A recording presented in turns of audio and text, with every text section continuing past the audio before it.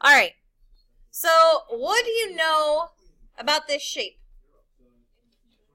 It's a triangle. Good. Shh. Now, what did it tell you? BC is 150. Perfect. What else do the sides, this 200 being congruent to this 200, tell you about B? What does that tell you? B is the midpoint of that side on the triangle. Shh.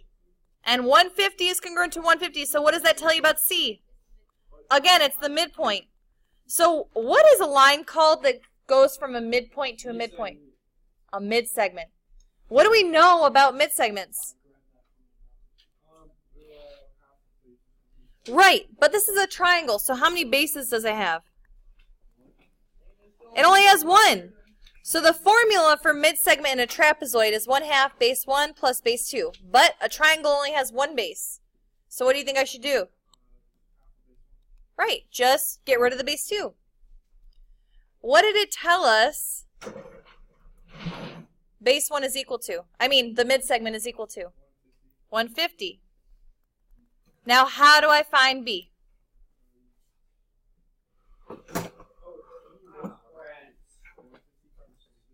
Oh, good. If I multiply this by 2, these cancel. What is 150 times 2? 300. So what's the length of the base? 300.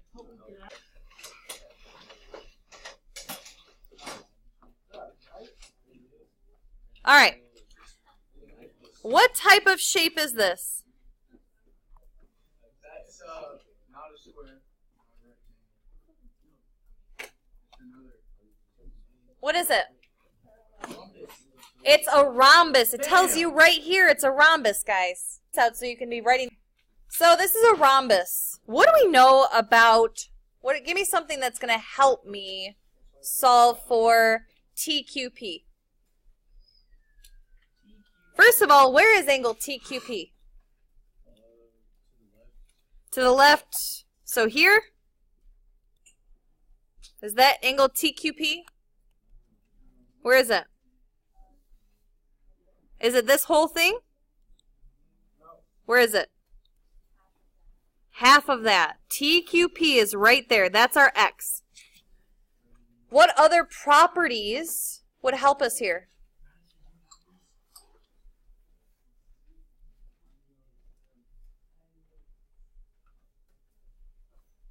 What properties are going to help us?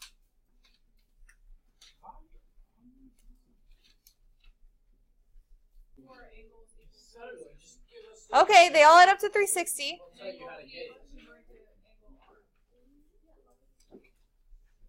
Okay, so you know that opposite angles are the same. So if this is 30, then this has to be 30. What else do you know?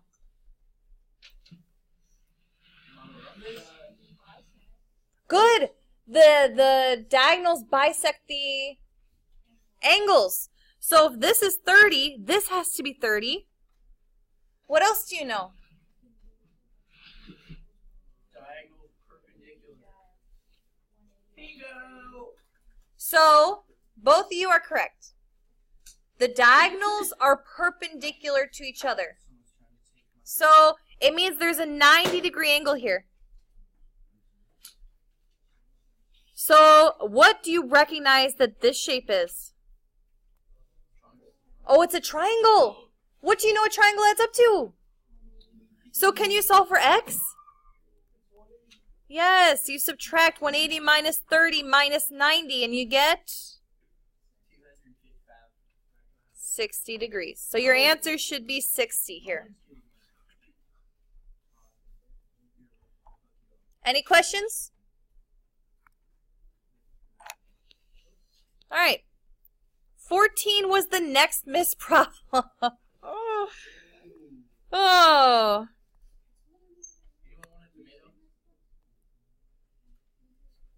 Matt, one more word off task. What are the properties of a kite? So, there are multiple properties that apply to a kite. We have to figure out which ones work. First answer choice says 2 sets of consecutive congruent sides. Does a kite have 2 sets of consecutive congruent sides?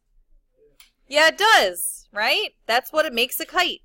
So that works. 1 pair of opposite angles are congruent. Does it have 1 pair of opposite angles congruent? Oh, yes, it does, right here. 1 diagonal is bisected. Is that a property? Yes, it is.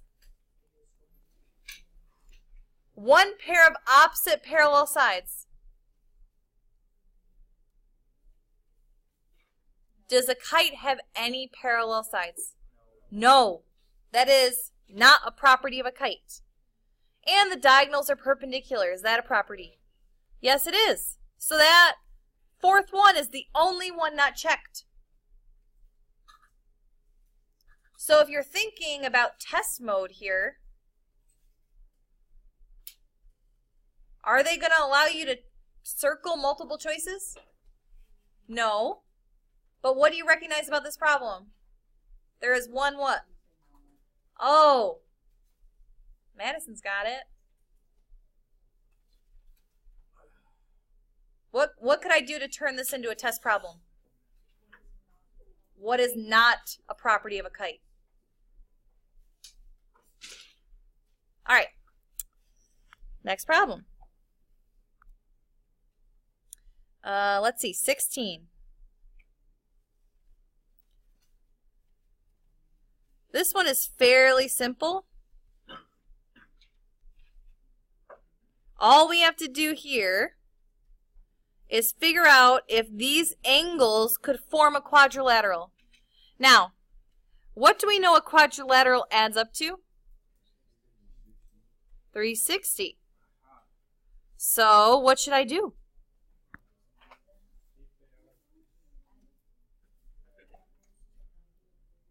Right. Take your calculator and try each one. 90 plus 34 plus 200 plus 36 gives us 360. So does that one work? Yeah, it does. What about 150 plus 136 plus 90 plus 34? What does that give us? 410. So does that work? No. Next one, 90 plus 34 plus 175 plus 61 gives us, that one works. Then 90 plus 34 plus 95 plus 141 gives us 360. That one works. On your test, you just have to recognize which ones can form a quadrilateral, knowing a quadrilateral's angles always add up to 360. So you just add them all up. Yes, that's all you have to do there.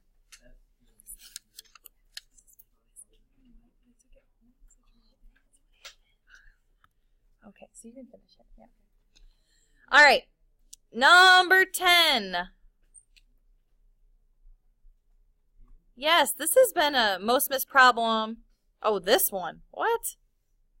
Which quadrilaterals have perpendicular diagonals? Squares and rhombus. If you think about it, does a trapezoid have perpendicular diagonals? No. Especially because you can stretch a trapezoid out, right? As you stretch a trapezoid out, the diagonals get more and more less perpendicular. Same thing with a rectangle. As you stretch it out, the diagonals get more and more less perpendicular. A square, can it be stretched? Can you stretch a square this way or this way? You can stretch it both ways and it just gets larger, but do the diagonals ever change? No. They're always perpendicular. Same thing with a rhombus. They're always perpendicular. All right, next problem. That was 10. We have 6. Oh, yes. Okay. That's a good one. All right. So here it says JMR is shown below with midpoints D, E, and F. So it gives us the equation of df is 1/2 x minus 8. What do we know about df? Well, yes, how do you know that? D goes to F, and D and F are both what? Midpoints. So this line is a mid-segment. What do you know about mid-segments compared to the bases? They are, what Claire said? Oh, shoot. Parallel. What do you know about slopes of parallel lines? Same slope. So what is the slope of DF?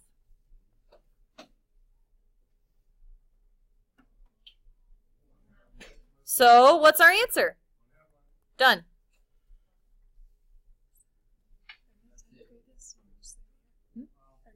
I can agree. They're about to test. All right, I think I have time for one more because this class is a little long. My clock isn't working. Oh, for sure. Yeah, we have time for more. Let's see. 5.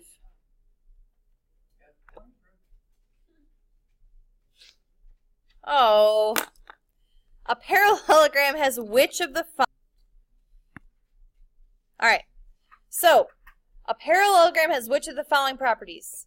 Does a parallelogram have opposite sides parallel? Yes, it does. That is the whole point of a parallelogram. Its main quality that gives parallelogram its name. Opposite sides are parallel. Does it have opposite sides congruent? Yes. Do the diagonals bisect each other? So far we have opposite sides parallel and opposite sides congruent. Do the diagonals bisect each other? Yes, they do. And do we have supplementary consecutive angles?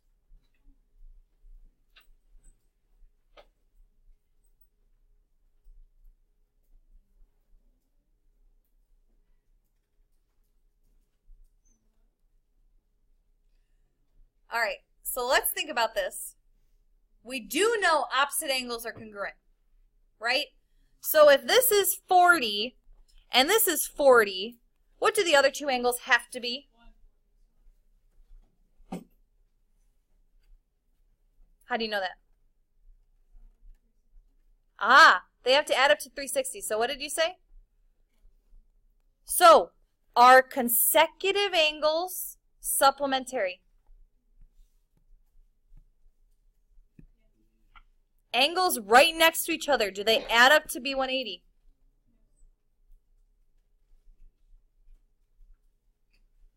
Does 40 plus 140 equal 180?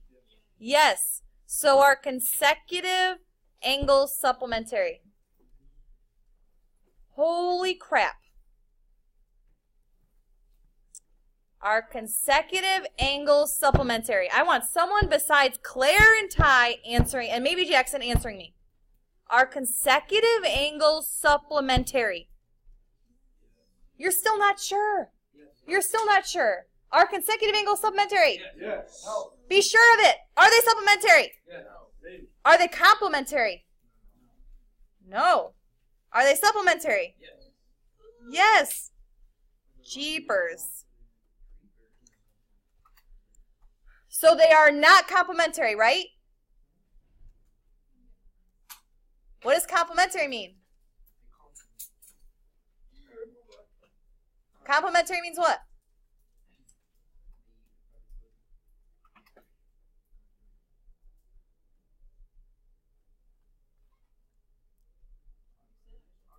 No, don't answer. Complementary. So we do know supplementary means adds up to 180 because I just said that. Complementary means what? This is literally like a 4th, 5th grade concept. This is not something I was supposed to teach you this year, by the way.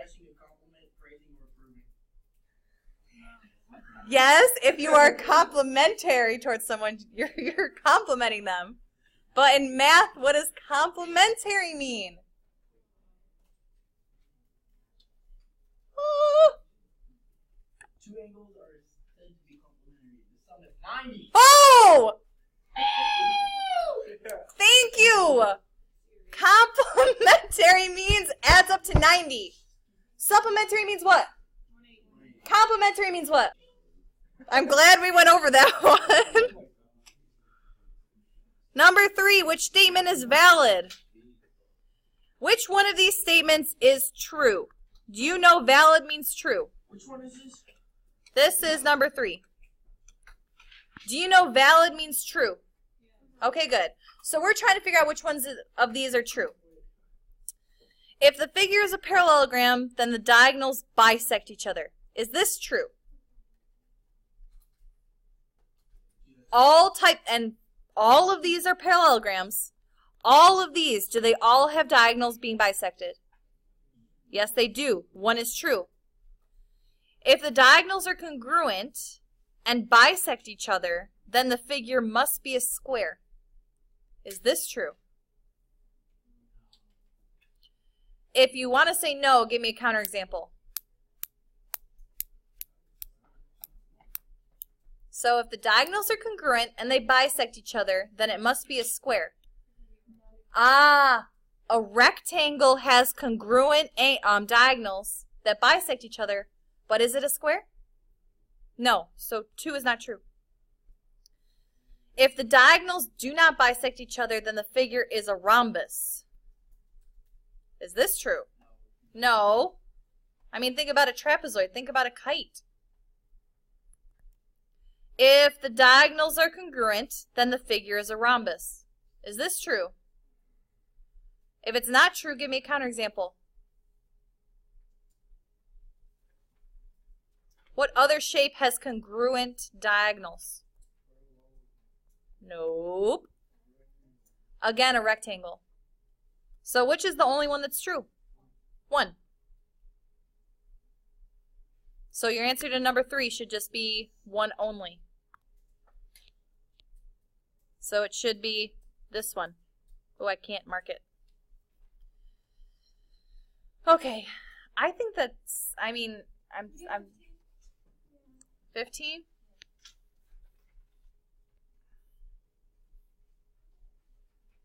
Oh, yes. I went over this with every other class. All right. If angle N is 67, so I'm going to put a 67 on N, and angle L is 29, find angle M. So this is our X. This is what type of shape? What is it? It's a kite, okay? It's a kite. We know it's a kite because it has 2 sets of consecutive sides congruent, meaning the sides right next to each other are congruent. What do we know about a kite's angles? We have 1 set of congruent angles. So what should this missing angle be equal to? X. M and X, M and K are the same measure. Opposite angles are congruent. So, tell me what I do.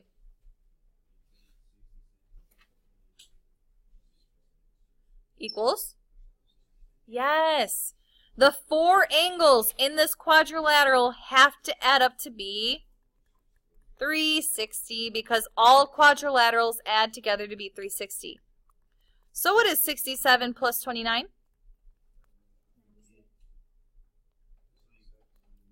96. So I subtract 96 over.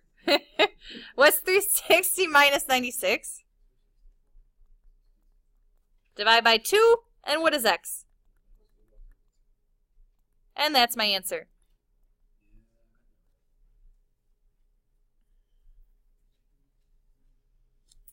All right. Any last and final questions?